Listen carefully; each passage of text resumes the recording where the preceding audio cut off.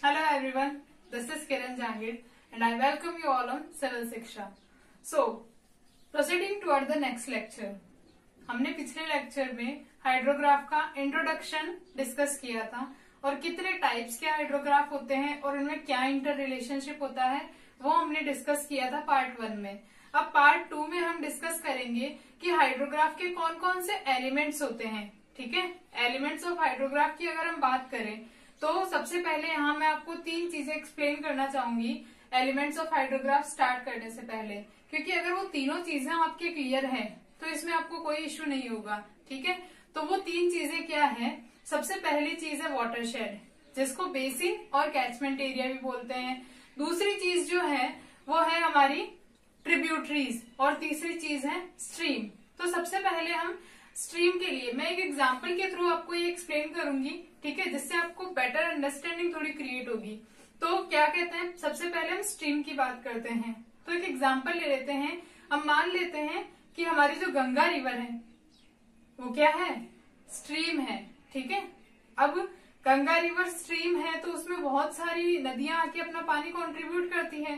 ठीक है, तो वो सारी नदियां क्या हो गई? उस स्ट्रीम की ट्रिब्यूटरीज हो गई।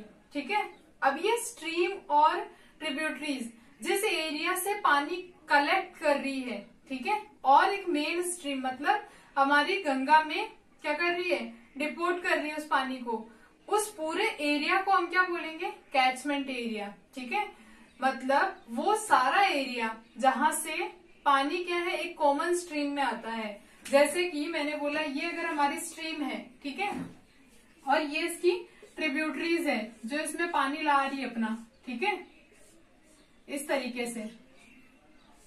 ठीक है, तो ये पूरा एरिया क्या हो गया? ये इस एरिया का पानी ये मेन स्ट्रीम में ला रही है। ठीक है, तो ये पूरा एरिया क्या हो गया? ये हमारा हो गया कैचमेंट। क्या हो गया? कैचमेंट। इसको बेसिन भी बोलते हैं और वाटरशेड भी इसी को बोलते हैं। ठीक है, ये हमारी क्या हो गई? ट्रिब्यूटरीज। ट्रिब्यूटरीज, ठीक है, और ये हमारी क्या हो गई? Main stream. ठीक है, यहां तक आपको अगर क्लियर हो गया हो तो अब हम बढ़ते हैं एलिमेंट्स ऑफ हाइड्रोग्राफ की तरफ। अब क्या होता है, मान लो कि बारिश हो रही है, ठीक है, बारिश हो रही है I सेंटीमीटर पर आर की रेट से। ठीक है, इस रेट से बारिश हो रही है। अब देखो DR के लिए हुई बारिश, ठीक है, और टोटल P सेंटीमीटर बारिश हुई। ठीक है, ये तीनों डेटा हमारे काम के हैं। अब इस बारिश की वजह से क्या होगा?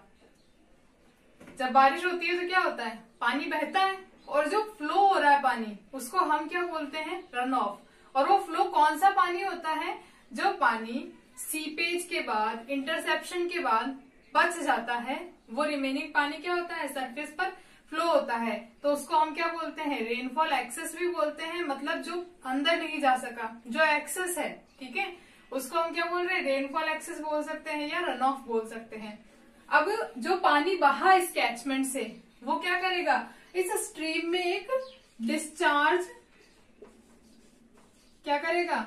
डिस्चार्ज वेरिएशन क्रिएट करेगा। ठीक है, उस डिस्चार्ज वेरिएशन को हम टाइम के साथ रिप्रेजेंट करते हैं हाइड्रोग्राफ में। ठीक है, देखो हमने y एक्सिस पे क्या लिया है? डिस्चार्ज लिया है, और x एक्सिस पे हमने क्या लिया है? टाइम। तो हम क्या प्लॉट कर रहे हैं कि इस मेन स्ट्रीम में इस रेनफॉल की वजह से जो रन ऑफ क्रिएट हुआ है उसकी वजह से डिस्चार्ज में वेरिएशन कैसा है, किस टाइम पर हमें पीक डिस्चार्ज मिलेगा। ठीक है, ये सारी इंफॉर्मेशन कलेक्ट करके हम क्या कर सकते हैं?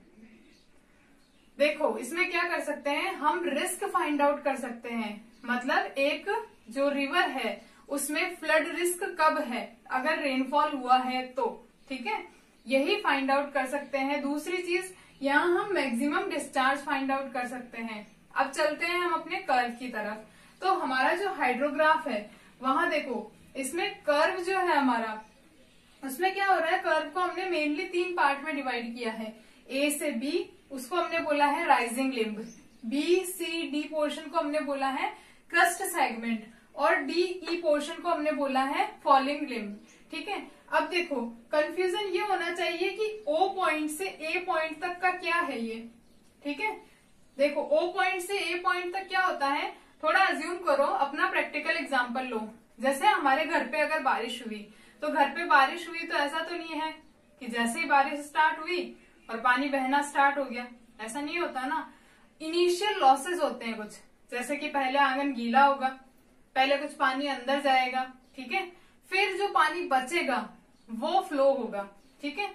तो ये जो पोर्शन है वो लॉसेस को रिप्रेजेंट कर रहा है, इनिशियल लॉसेस को, ठीक है।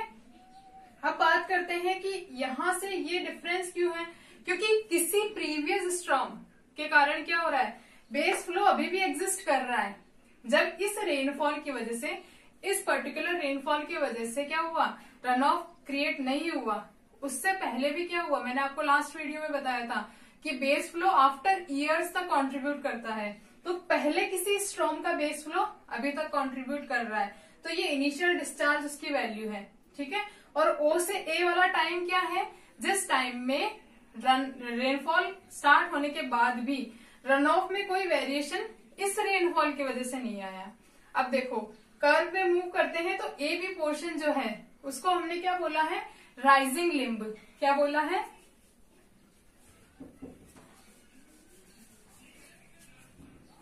हमने ए बी को बोला है राइजिंग लिम्ब, ठीक है। अब देखो ये जो राइजिंग लिम्ब है उसका जो ये स्लोप है, ये देखो किस पे डिपेंड करेगा, एक तो सबसे पहले टाइम के साथ डिस्चार्ज इंक्रीज हो रहा है। ऐसा क्यों हो रहा है, ऑब्वियसली बारिश अगर आई है, पानी बढ़ेगा धीरे धीरे, तो एक टाइम धीरे धीरे क्या होगा, जैसे जैसे रेनफॉल की ड्यूरेशन बढ़ेगी वैसे वैसे रेनफॉल की वजह से जो रन ऑफ क्रिएट हुआ है वो भी बढ़ेगा, ठीक है। तो राइजिंग लिम्ब में ये डिस्चार्ज बढ़ रहा है, और ये किस किस पे डिपेंड करेगा कि किस तरीके से ये बढ़ेगा, मतलब ये ग्राफ स्टीप होगा या फ्लैट होगा, ठीक है। ये डिपेंड करेगा हमारे कैचमेंट कैरेक्टरिस्टिक, किस पे, कैचमेंट और स्टॉर्म, ठीक है। ये दोनों चीजों पे डिपेंड करेगा। अब कैचमेंट पे कैसे डिपेंड करेगा, देखो कैचमेंट पे डिपेंड करेगा कि अगर स्लोप हमारा क्या है, कैचमेंट का स्टीप स्लोप है, तो ये सारा पानी क्या होगा, जल्दी से जाके कंट्रीब्यूट करेगा। तो हमारा ग्राफ टाइम क्या होगा, अगर कम होगा, टाइम अगर कम होगा तो ग्राफ कैसा बनेगा, स्टीप बनेगा। और वैसे ही स्टॉर्म की बात करें कि अगर रेनफॉल की इंटेंसिटी बहुत ज्यादा है, ठीक है, तब भी क्या होगा, इंस्टेंटली हमारा ग्राफ ऊपर की तरफ जाएगा, मतलब रन ऑफ जो है इंस्टेंटली क्रिएट होगा, ठीक है। इसको हम लोग डिटेल में डिस्कस करेंगे नेक्स्ट लेक्चर में, जिसमें हम डिस्कस करेंगे कि कौन कौन से फैक्टर्स अफेक्ट करते हैं हमारे हाइड्रोग्राफ को, ठीक है। हम मूव करते हैं बीसीडी पोर्शन में। तो हमारा बीसीडी पोर्शन जो है उसको हमने क्या बोला है, उसको हमने बोला है क्रस्ट सेगमेंट, ठीक है। क्रस्ट सेगमेंट जो होता है वो हमारे लिए ज्यादा इंपॉर्टेंट रहता है, क्योंकि क्रस्ट सेगमेंट में जो है हमें पीक डिस्चार्ज की वैल्यू मिल रही है।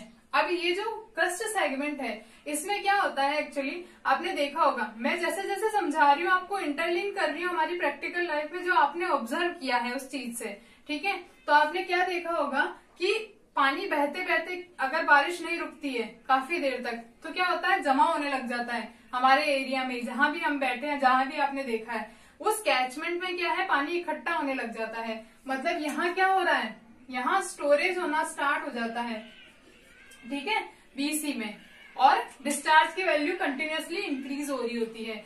एक टाइम ऐसा आता है जब क्या होता है, ये डिस्चार्ज जो है मैक्सिमम हो जाता है, क्योंकि अब उसमें रन ऑफ के साथ साथ जो है ये स्टोर हुआ पानी भी क्या कर रहा है, अपना कंट्रीब्यूशन दे रहा है, ठीक है।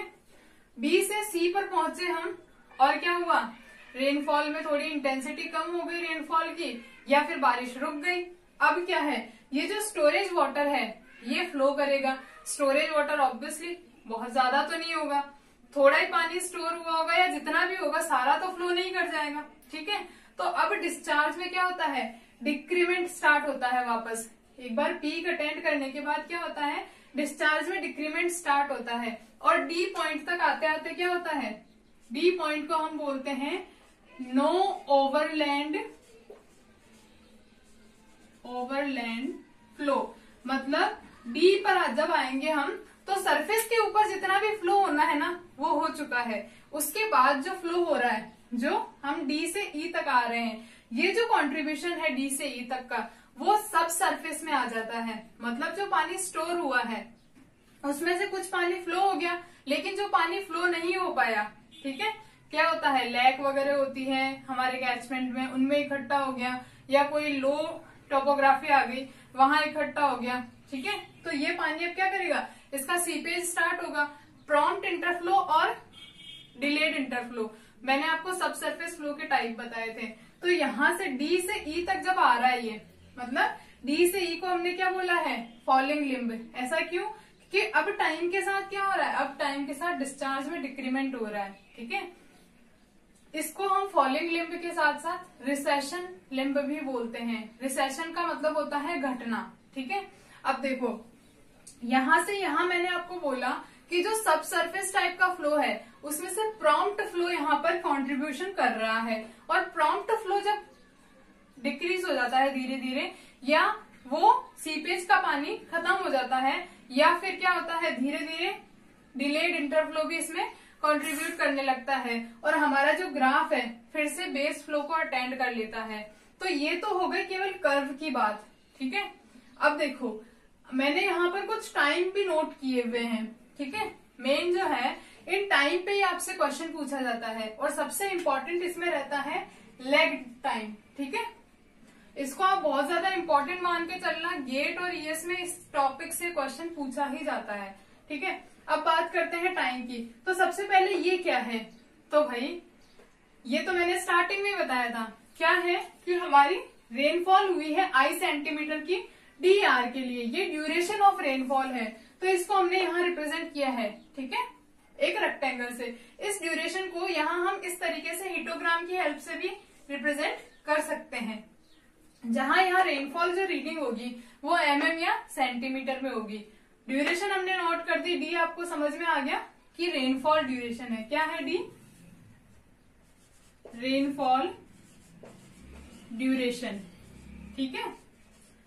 अब बात करते हैं सबसे पहले टीएल की। तो टीएल क्या है, हमारा लेग टाइम है। लेग टाइम बोलने के पीछे मतलब ये है कि ये किसी चीज से पीछे है, किसी चीज से लैग कर रहा है। अब देखो क्या होता है कि जब हमारी रेनफॉल हो रही होती है, ऐसा तो नहीं है कि उसी रेनफॉल की ड्यूरेशन में हमें मैक्सिमम डिस्चार्ज मिल जाए, क्योंकि पानी मैंने जैसे कैचमेंट आपको बताया था ये, ठीक है, कैचमेंट यहां से यहां तक कैचमेंट से पानी आ रहा है, ठीक है, इन स्ट्रीम्स के जरिए। तो स्टार्टिंग में तो पूरा कैचमेंट यहाँ कंट्रीब्यूशन स्टार्ट नहीं करेगा।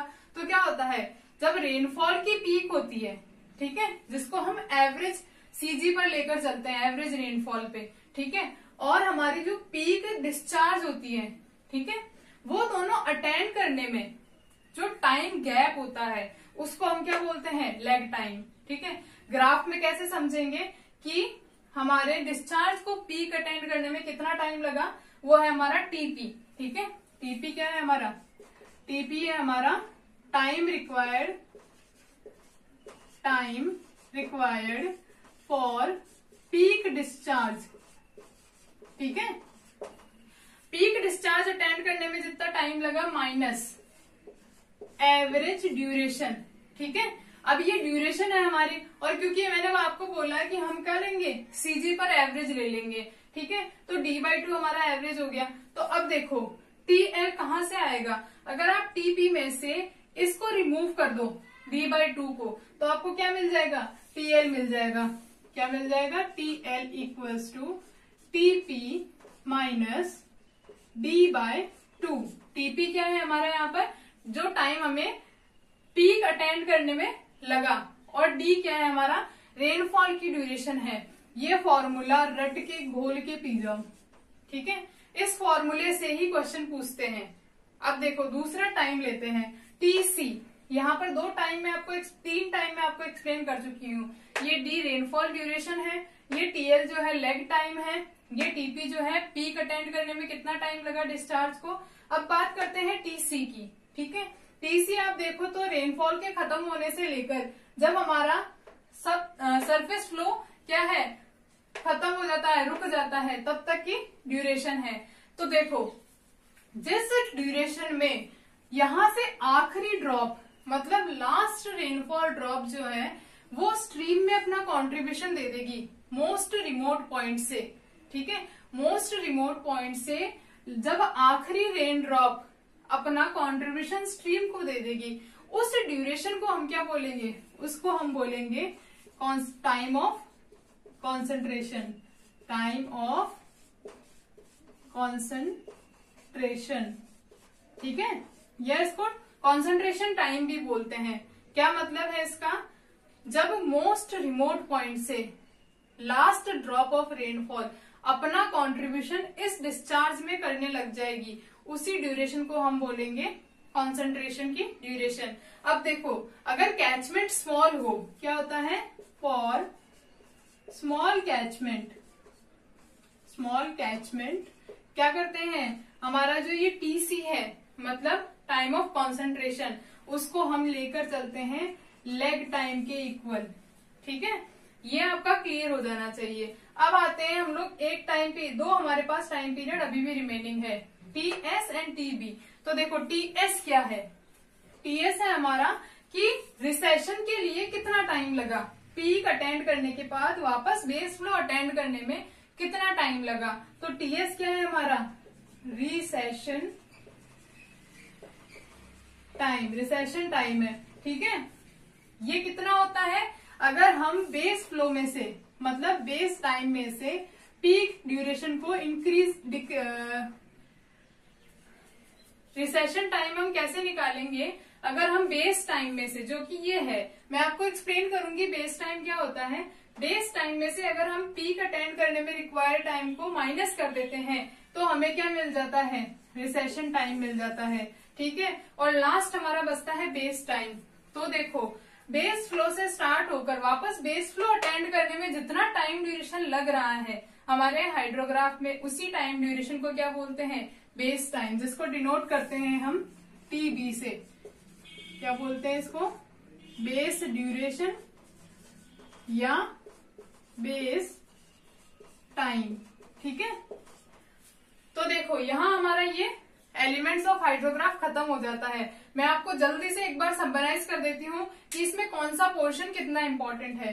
हाइड्रोग्राफ के पार्ट्स को हमने 3 पार्ट में डिवाइड किया है। इस कर्व को राइजिंग लिम्ब हमने डिवाइड किया है crust segment and falling limb में। ये जो राइजिंग लिम्ब है मैंने आपको बताया कि ये डिपेंड करेगी कैचमेंट कैरेक्टरिस्टिक पे और स्ट्रॉन्ग कैरेक्टरिस्टिक पे। अब बीसीडी में क्या हो रहा है, बीसीडी में अगर स्टोरेज हो रहा है, और स्टोरेज किस पे डिपेंड करेगा, कैचमेंट कैरेक्टरिस्टिक पे कि वहां की सॉइल कैसी है, ठीक है, परमिएबिलिटी कितनी है, वहां की टोपोग्राफी कैसी है, ठीक है। तो बीसीडी डिपेंड करेगा कैचमेंट कैरेक्टरिस्टिक पे।